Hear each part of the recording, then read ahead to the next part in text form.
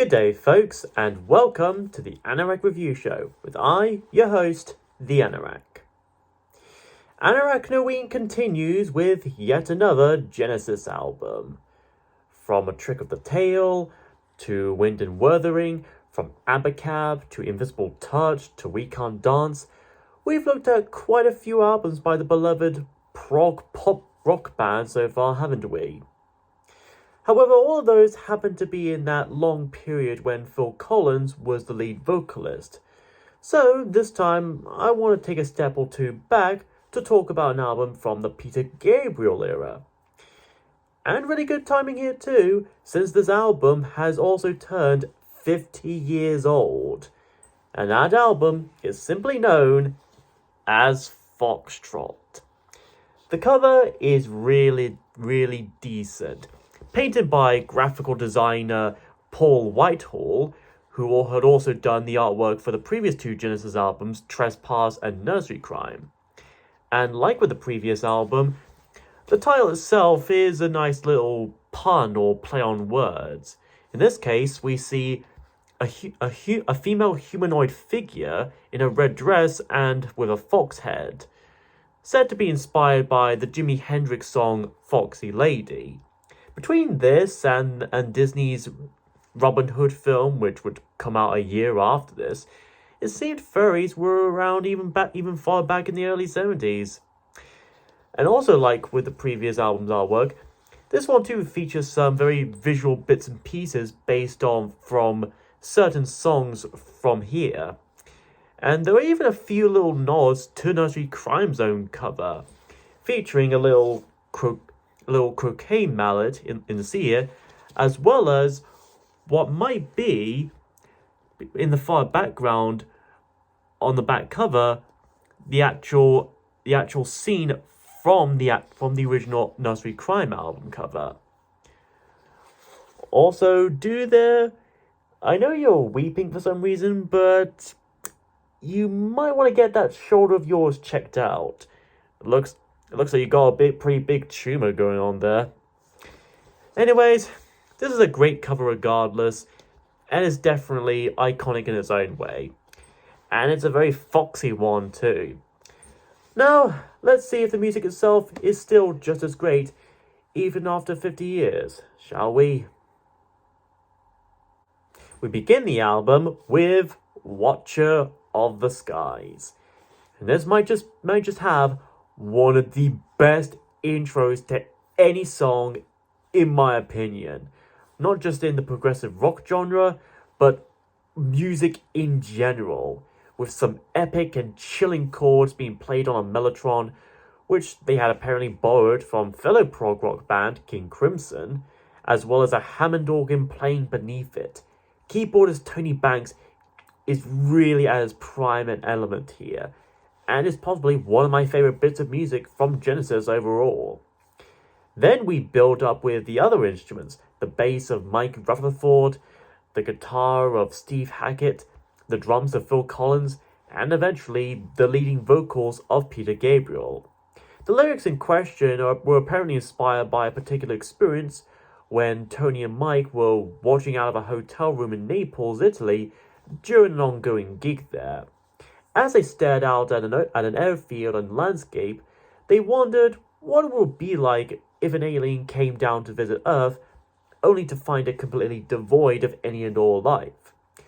Other influences include Childhood's End by 2001 writer Arthur C. Clarke, which also inspired the song of the same name from Pink Floyd's Obscured by Clouds, which I already looked at a few months ago, and The Watchers from Marvel's Fantastic Four comics. The title itself was even lifted from a line from the poem On First Looking into Chapman's Homer by John Keats.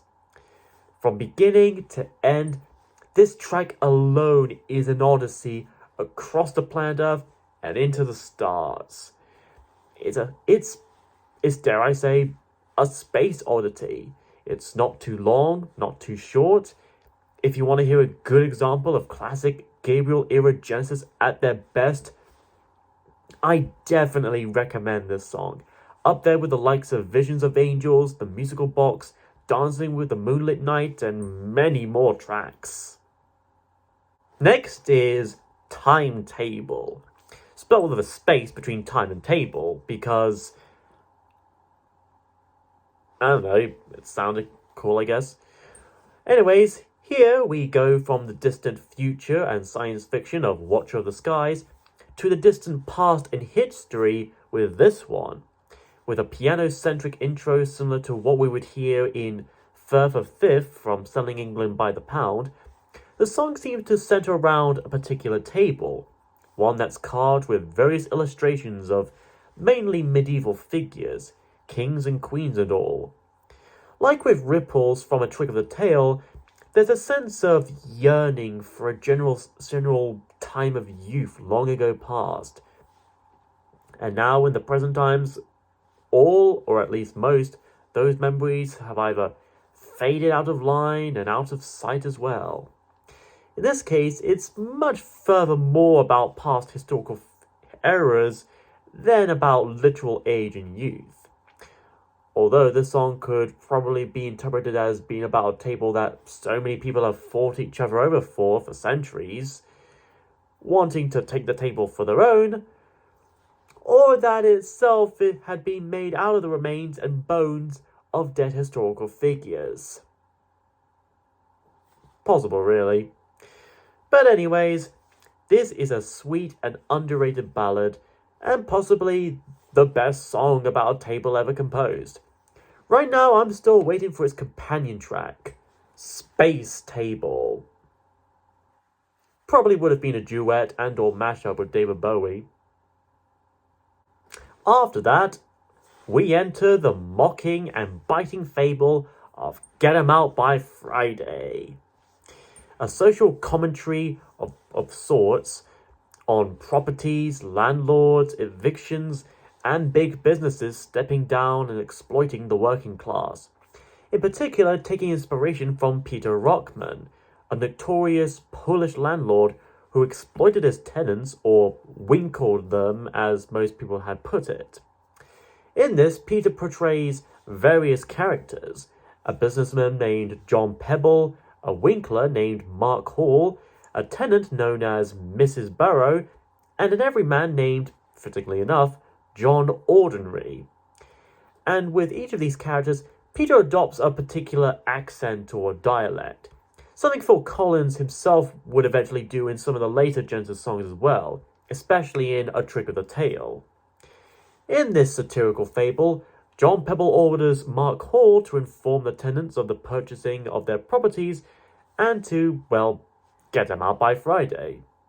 I guess it's because there's a cricket going on by Saturday and John wants to catch it alive on telly. And actually, one of these tenants, Mrs. Barrow, expresses disbelief at this and refuses to go even when given an eviction. As a result, Mark offers her £400 and a new place to move to and settle down in, a block of flats with central heating, and hopefully a good studio too, since she wants to continue making her weekly web series. However, soon after Mrs. Barrow eventually obliges and moves into the new place, John Pebble demands her to pay rent again, this time raised even higher than the last place. So much for Mark offering £400, I guess. Then, through a very slow and quiet instrumental section, we eventually and gradually transition into 40 years later, from the then present time of 1972 to the then future of 2012, where we're greeted to an announcement from Genetic Control. Sadly, if so, informing that there would be a restriction of human height down to 4 feet maximum. Yeah, remember back 10 years ago when they enforced that law onto all of us here, even to us kids who didn't even grow up past such a height yet? And then, when 2013 rolled around, we all just forgot that rule even existed. I'm not even sure they even abolished that restriction yet. But anyways, in a pub, Joe Ordinary discusses this news of revelation, saying that Genetic Control had done this because they had purchased various properties as well, and so twice as many people can accommodate each flat. And as a little bookhead, the now knighted John sends out Mark to repeat the process some more once more, showing that such habits really do die hard. Then again, it wouldn't surprise me a whole lot that someone like this John Pepper fellow would get an OBE. Genesis would of course go on to explore other sorts of social commentaries, such as English culture in most of Selling England by the Pound, homelessness in Man on the Corner, illegal immigration in Illegal Alien, Reaganism and Thatcherism in Land of Confusion, and televangelists in Jesus He Knows Me. Side 1 ends with Can Utility and the Coastliners, based around the legend and myth of King Canute, who had his throne positioned on a beach and had his followers believe that he could easily command the waves of the oceans, ordering them to retreat. The song itself begins, fittingly enough, with a medieval sounding guitar, which is to be expected from Steve, and for the first several verses, Pete pretty much narrates the whole tale, even doing a bit of in-character dialogue as the king. Some people have even speculated that the song in question could be an allegory for Peter Gabriel himself and his status at the time as lead singer with some deeply devoted fans. Although, to be fair, Peter Gabriel is a talented master of music. Anything he touched would be a touch of gold. However, he'll still be second to Brian Pern. Then, soon afterwards, we get into a really good instrumental section, and possibly another one of my favourite bits of moments from any Genesis track.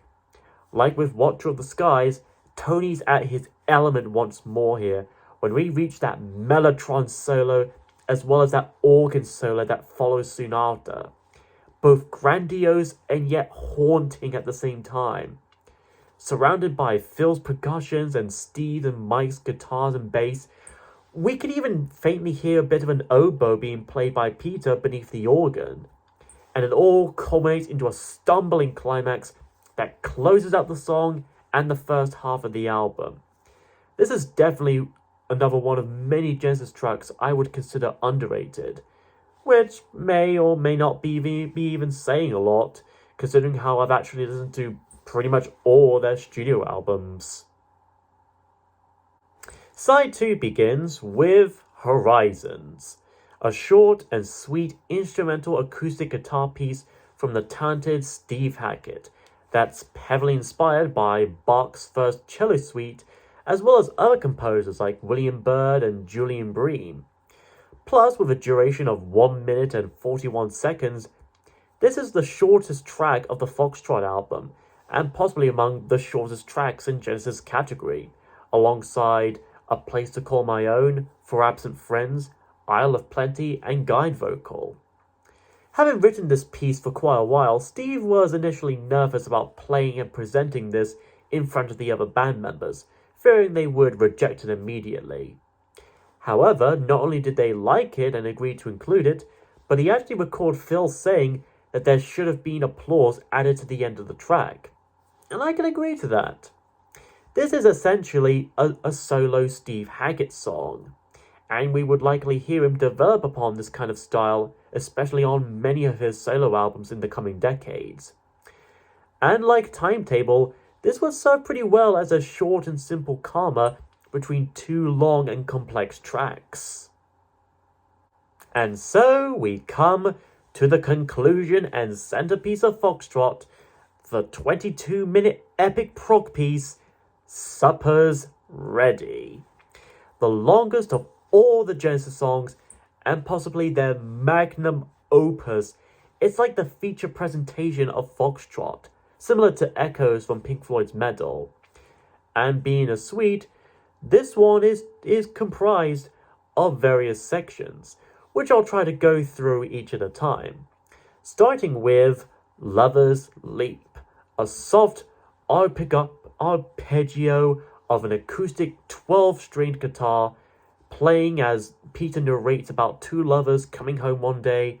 However, something doesn't seem quite right, as Peter's lover's face changes. Turns out she just put on pounds of makeup and he's only now noticing it. Actually, this section, and in fact the overall suite itself, was inspired by a spiritual experience that was shared between Peter, his then wife Jill, and John Anthony, who had produced Trespass and Nursery Crime. Then we get into the guaranteed eternal Sanctuary Man, as the two lovers find themselves greeted by the eternal Sanctuary Man and his crowd of followers, as if he were a false messiah-like figure with delusions of grandeur, similar to what we'd see in One for the Vine from Wind and Wuthering. I'd also bet he's good friends with the supernatural anaesthetist as well. He also offers our lovers to look into his mouth and even walk inside it. As long as he doesn't have any bad breath though, I hear it really reeks in the stomach. And then after a brief flute reprise of Lover's Leap, we meet Ignaton and Itzikon and their band of merry men, as they stand together, still below the ground, before heading into battle. And they even offer the two lovers a prayer capsule. Turns out it's actually just a bottle of Ovaltine. The music here is much more lively and dynamic, with Steve's guitars and Tony's keyboards really playing off each other here. And after the battle ends and celebration ensues, our two lovers depart and carry on their spiritual journey. Which then brings us to the midpoint of the suite, How Dare I Be So Beautiful, which is said to be the catchphrase of Genesis' very first producer, Jonathan King.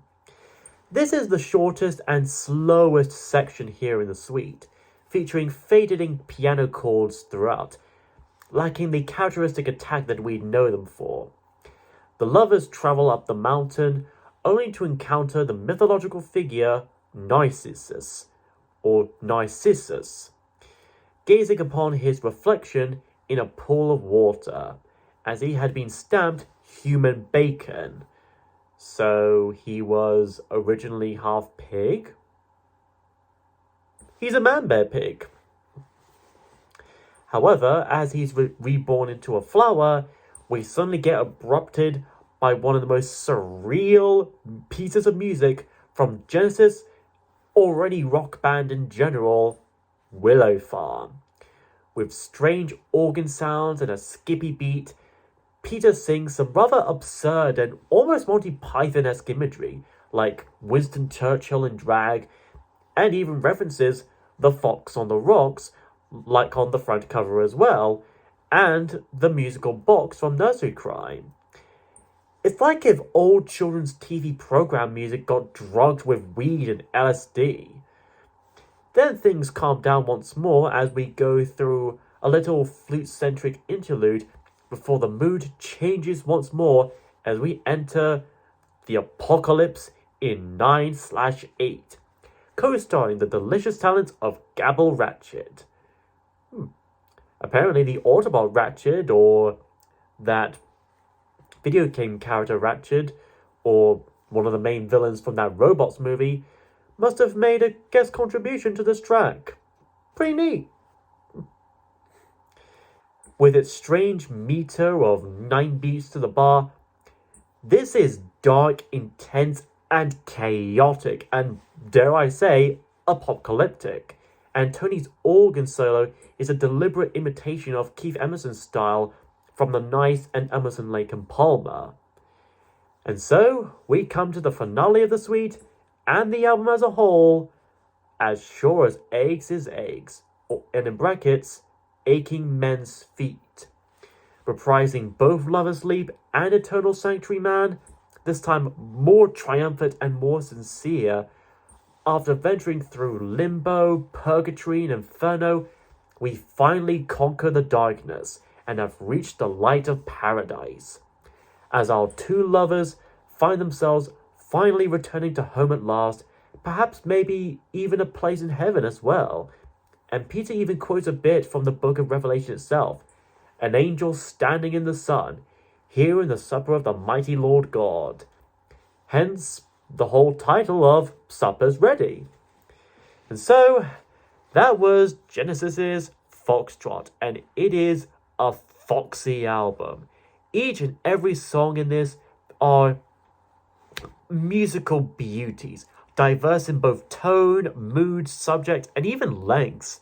While Trespass and Nursery Crime could be seen as Genesis trying to put together their element, Foxtrot could be seen as them perfecting it. The wordplays are also pretty clever as well, not just on the album title itself, but also on many of the song titles too, such as Timetable, Can Utility of the Coastliners, and Aching Men's Feet. Whether you're an old school fan of Genesis and prog rock in general, or even a newcomer wanting to get into the band and music, this album is indeed a must-have. In fact, most of their albums are at least must-haves. And for anyone who does have this album on CD or vinyl, streaming, or whatever, what are your thoughts on Foxtrot? Do you think it is Genesis's best album? Or do you prefer another album of theirs as better and as your favourite? Do feel free to leave your thoughts down below in the comments. Next time, we're going to be chasing rainbows in rainbows.